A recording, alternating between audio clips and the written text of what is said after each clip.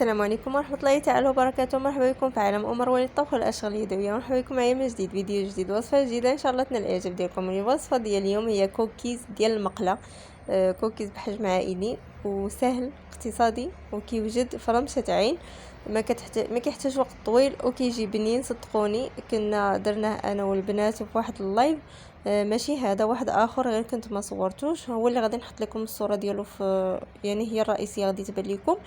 جربوه البنات عجبهم بزاف، ساهل واقتصادي. هنا غادي 2 معالق ديال الزبده كما كتشوفوا عاديه، شكلاط مقطع طريفات صغار، التمر مقطع حتى هو طريفات صغار، المكسرات اي نوع عندكم. انا درت اللوز، واحد البيضه وساشيه الفاني وخماره، و2 معالق حتى 3 ديال سكر حبيبات. يعني من الاحسن يكون غير شويه حيت كاين الشكلاط والتمر يعني حلوين. نديرو غير 2 معالق وكاس ديال الطحين كيف ما شفتوا، ورشه الملح. انا غادي ناخذ الزبده غادي ندوبها في نفس المقله اللي غادي نطيب فيه هاد الكوكيز.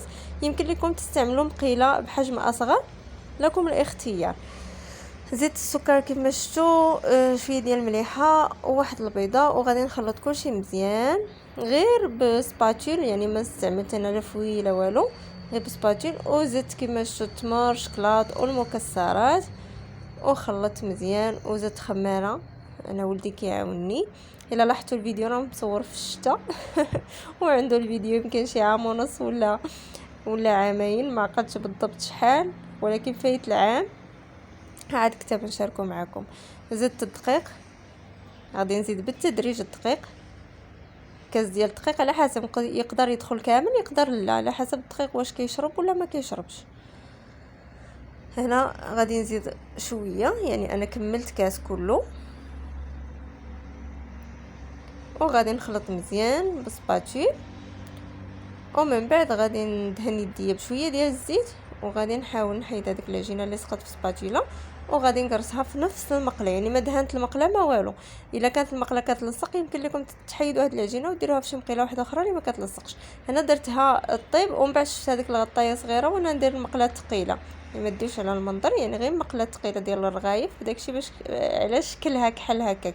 غطيت بها حتى تنفخ كما كتشوفوا. هو تحمر شي شويه مازال، قلبته للجهه الاخرى حتى طاب مزيان، ومن بعد حيدته وكيجي على هذا الشكل. كتقطعوه بالشكل اللي بغيتو. صدقوني راه ما كيجلش، راه غير كيتحيد من المقله ما كيلحقش يبرد حتى كيكونوا الوليدات طاروا به. كيجي بنين، وخاصه فيه مكسرات وفيه التمر اللي ما كياكلوش الوليدات، ولكن بهذه الطريقه كياكلوه. نتمنى ان شاء الله الفيديو ديال اليوم يكون نال الاعجاب ديالكم. ما تنساونيش دائما بالبارطاج ومشاركه الفيديو مع الاهل والاصدقاء، وتجربه الوصفه والرد عليا في التعاليق بالنتيجه كي جاتكم الوصفه، واش عجبتكم ولا لا. وما بقى لي غير نقول لكم دمتم في امان الله، والسلام عليكم ورحمه الله تعالى وبركاته.